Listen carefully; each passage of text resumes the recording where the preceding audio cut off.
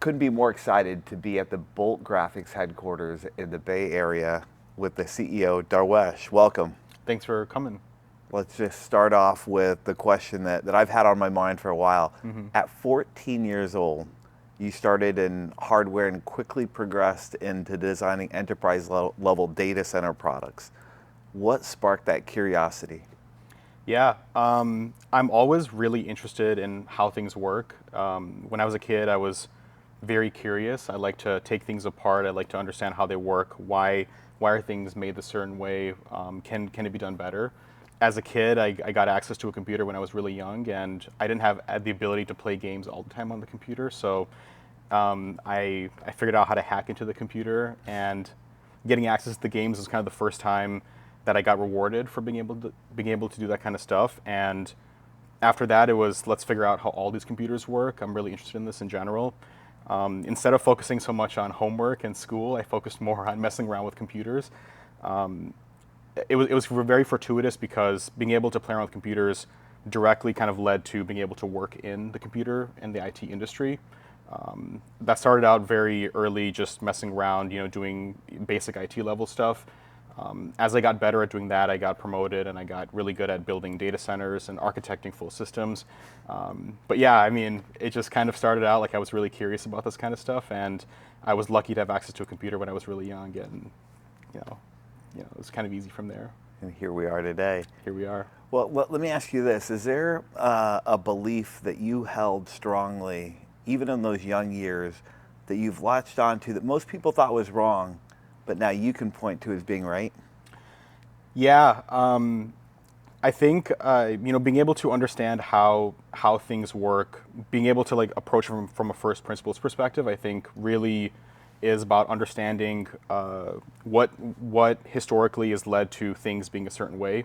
Once you understand that, I think it's really easy to then go and try to predict the future and to understand what needs to change in order to adapt to what the world's going to become in the future. That was something I started when I was really young, which is really nice.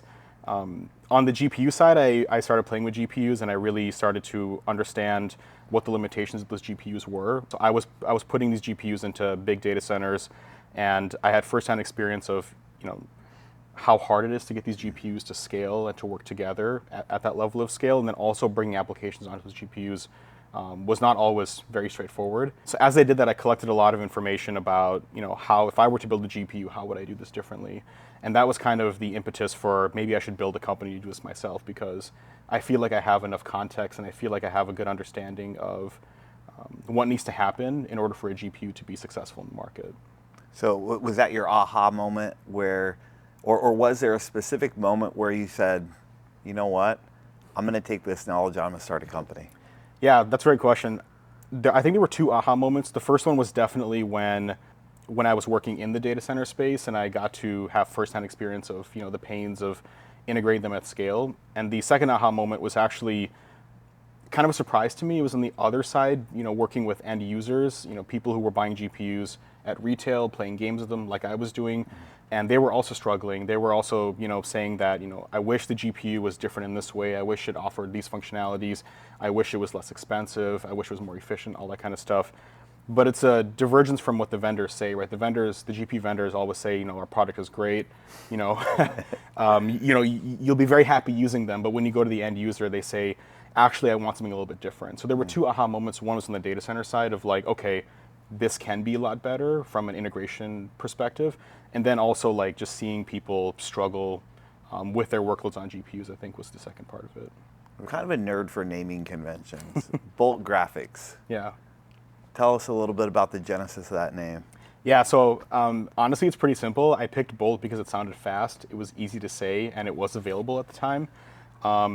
We picked graphics. I think I want to highlight the graphics part really because it's important that we are a company focusing on computer graphics and HPC, and so we want to make sure that the word graphics is attached to the name of the company as well. On the product naming side, I'm also kind of simple. So, we went with Zeus because he's an Olympian and he's a god and he's very powerful. And we want to kind of evoke that, those feelings in the product. But also, parts of Zeus are also the Olympians as well. Like Athena, we have Neptune, Apollo. lightning and thunder. So we kind of stay in the same space. But yeah, I mean, why not if you can, right? Absolutely. Tell us some of the different, what differentiates Bolt Graphics from the, frankly, sea of competitors out there? What's really unique about the way we approach building hardware and software is there are two aspects to it. The first aspect is it's a first principles approach. We're very unique in our ability to take a clean slate approach. We don't have any technical debt. We don't need to worry about things that engineers decided 20 years ago that we have to stick with because those decisions were done so long ago and the industry has accepted those decisions. We can take new approaches to solving the problem. That's the first thing. So our GPU that we're building looks a little bit different from our competitors because we literally just went to the customer and we asked them exactly what they wanted, and they gave us that feedback. And the product that we're building, the hardware and the software combined, is kind of exactly what they're looking for. I can give examples. Like one thing that we did is we took, historically there's a divide between the host and the device. You have a CPU that's a host, then you have an accelerator that's plugged in using PCI Express. That host device programming model is complicated and it also limits the performance of workloads.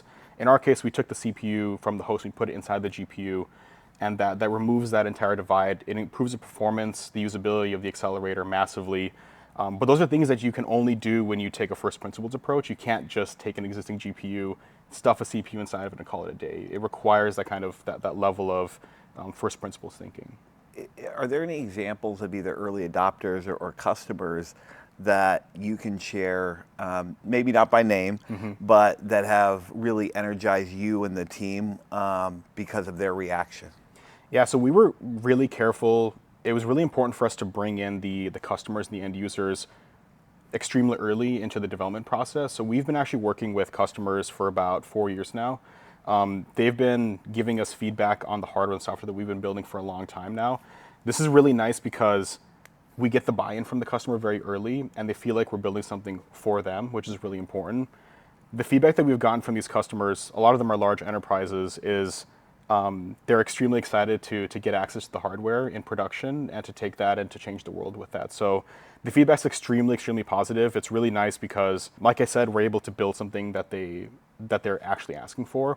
So the buy-in that we get from the customers comes very early in the process. And they give us feedback. They want to tweak some of the software, they want us to tweak some of the hardware. We're able to do that and ensure that the customer is going to be very happy with what we're building. One of the things that really drew me to you initially was the fact that you're not one of the companies saying we're out here to serve everybody. You've got a very niched market that you're going after. Can you tell us a little bit about the verticals that you feel like you're going to have the biggest impact on? Yeah, absolutely. The two segments that we're really focused on are computer graphics and HPC. These are industries that GPUs have typically catered really well to. Obviously, the market is changing a little bit, and a lot of the other vendors in the space are really focused on other areas, which is leaving an opening in the market for us to become the de facto standard from a compute perspective for those segments. The HPC and the computer graphics market are they're large markets. They kind of cover content creation, content consumption. In the HPC market, that covers all of physics simulations that is used to create all sorts of parts and products and devices, and do all sorts of data processing for large enterprise workloads. And again, those are areas where GPUs there are used in those areas, but the vendors aren't catering to those customers. And so the feedback that we get from the customers is that they want us to steward compute in those markets because they have this feeling and they see that the other vendors aren't really catering to their needs anymore. Staying a little bit on the technical side, one of the formative beliefs that I've held for a long time is that RISC-V is going to be an important part of the democratization of AI in general. It seems like you hold that same belief. Are you guys building your own RISC-V in-house, or are you bringing one in externally? We brought one in externally because it's really important that the CPU core that we work with, that we include in the GPU, is the highest performance we can get. It doesn't make sense for us to build that in-house. We're not a CPU company. But I will agree with you. I think RISC-V is very, very important. We actually went to the other CPU architectures, and there was just less flexibility in what we can do with those architectures. And RISC-V is really important because when we want to tweak something, we want to change something to make the customer more happy, we need to be able to do that, ourselves easily. And so that's really important for us to be able to use an open standard like that. It's really nice that the industry is embracing RISC-V kind of massively across the board, both in embedded, both in the data center, eventually consumer as well. And we're delighted because we'll be bringing RISC-V into the mass market, in general. Turning to talent, because you've done a phenomenal job of building technology. Now you're building a team too, rapidly and thoughtfully. What are the things that you're looking for in the people that you bring into Bolt Graphics? Yeah, this is actually really important. It's really important for us to hire the right person at the right time versus just hiring a massive amount of people that are going to accelerate, our roadmap. So the first thing we look for is for someone that can leave their ego at the door. Sometimes we're wrong, and sometimes we meet people that are that have trouble recovering from those kinds of situations. So it's really important for someone to be able to leave the ego at the door. It's also really important for the person to be able to think from a first principles perspective. Why is it done this way? How can we do this better? What are some out-of-the-box ways we can solve this problem? That's really important to us. And obviously, we want people that work really well with other people, that are like culturally a good fit in general. Because, like I said, it's harder to go back on someone when you bring someone in that's not the right culture fit. Obviously, we look for people with varied level of experiences. We don't necessarily need someone in all cases that has a significant amount of experience if they're extremely smart, if they're driven, and if they're well-orientated in the world. What are some of the principled items culturally that you hold dear and that you would want other people to know about Bolt Graphics? Yeah, I think honestly the most important thing is being able to think from a first principles perspective. It's new sometimes for people to be able to dig into the real root cause of why is something done this way? How can we do it differently? How can we do it better? Sometimes there's a little bit of fear, and if I ask that question, I don't know what the answer is going to be. So we want that level of comfort in there is an unknown. We don't know why it's done this way. Let's go figure it out, and then let's go make a solution or solve the problem in a unique way. So that's really important to us. The other thing I will say is we do like to have fun as well. So, we talked about the pizza oven a little bit earlier. I think we both agree that the quality of the pizza is very, very important. Amen. So those are the kind of things that we like to focus on. We do work really hard here, but we also want to make sure that we have a balanced, life as well. And, high quality food, high quality partying is also part of the formula. On the flip side, you alluded to this, that it's hard to go back on a hiring decision. It's equally as important to compel the right people to come here as it is to repel the wrong people. What do you try to keep out of the company? Or from a cautionary tale, what would you say, hey, if this doesn't align, you probably shouldn't come here? Yeah, that's a good question. I think what I can say is there are people out there that have been around for a long time that I think become rigid in their thinking a little bit. It's great to have experience, but sometimes you want to have the ability to always pivot and learn new things on the fly. There are people out there that we've interviewed that we've hired as well that are no longer with us, that are of that kind of that mentality, and it becomes hard when you place mental blocks on learning new things. So we want people that are very comfortable learning new things and figuring things out, because in the end, what we're building is not necessarily a specific architecture or technology. It's more we're solving the customer's problems. And so we do need the person to be able to go and understand what the customer actually needs and then to go solution based on that, as opposed to here's a cool piece of tech, let's figure out how we can use that in a customer environment. And you talk a lot about customer, and so you're obviously customer focused. Let's forecast 2 to 3 years out. You're successful. What impact do you hope Bolt Graphics technology has on your customers, the creatives, et cetera, that are going to be using your products? Yeah, well, the biggest pain point that we get is the total cost of ownership of existing GPUs is too high. Everyone wants less expensive GPUs. They want them to be faster. They want to be more efficient, more functionality, easier to buy, of course, as well. So all of those things, we're working on solving all of those things. It's really important for us to build a solution that that addresses those concerns. The biggest thing is the GPUs today are what's limiting the innovation of people creating content and also people creating new parts and products. So if we're able to lower the total cost of ownership on both of those aspects, we can increase the pace of innovation in the world in general. And I think over the next few years, with access to our hardware and our software and our solutions, that we'll see an explosion in the type of content being created, as well as the innovation on the scientific side and the commercial side as well. Well, I think that some of the early validation has come in from the investment partners that you already had in Series A, wanting to extend further out. Can you tell us a little bit of the excitement that's happening on that end?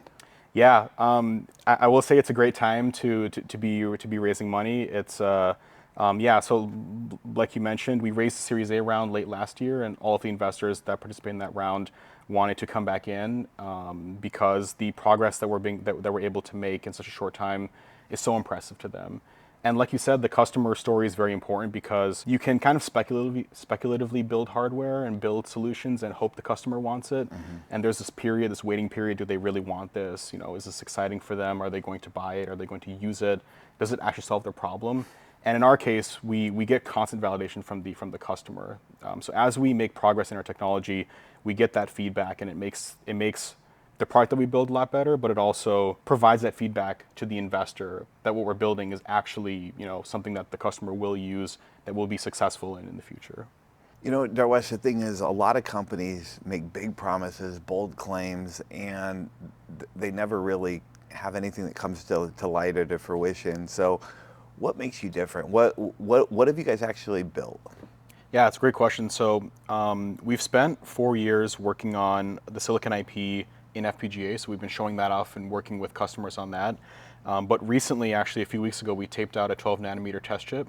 We successfully did that, and I'm really excited because that takes a lot of the core IPs that are part of the Zeus GPU and proves them in silicon. This is a big milestone for us because, like I said, in the past, we've been doing it in FPGA, and so being able to tape out a test chip is actually a different, very hard endeavor, and we've gotten that far. Well, that's huge in terms of validating the technology. So congrats on that. Thank you. I appreciate it. So let's forecast a little bit further out. For you personally, Darwesh, 5-10 years from now, what impact do you hope to have, not only on the company, but that you hope that the company has on the industry? Like I said, I think GPUs are really important in the market. A lot of people, a lot of their work depends on the quality and the functionality and the availability of these GPUs that we're building. So we want to be a major player in the GPU space. We want to drop the total cost of ownership massively. We want to increase the availability of the GPUs. But the end result is that the customers, you know, the 30 million or so people that are buying GPUs today, they'll be able to buy, you know, there will be more options in the market. They'll be able to buy better quality hardware, and it will unlock their potential and change the world. Well, just yesterday I was sitting down with a 4-time company founder. The 3 prior companies that he founded all went IPO, one of them in record time. And based on what I'm hearing here, we may have a multi-company founder on our hands. So really appreciate you sharing the story and taking time out with us today. I appreciate it, Justin. Absolutely. And this one I don't want to end with goodbye, but until we talk again. Absolutely. All right. Thanks, Darwesh. Yep, thanks.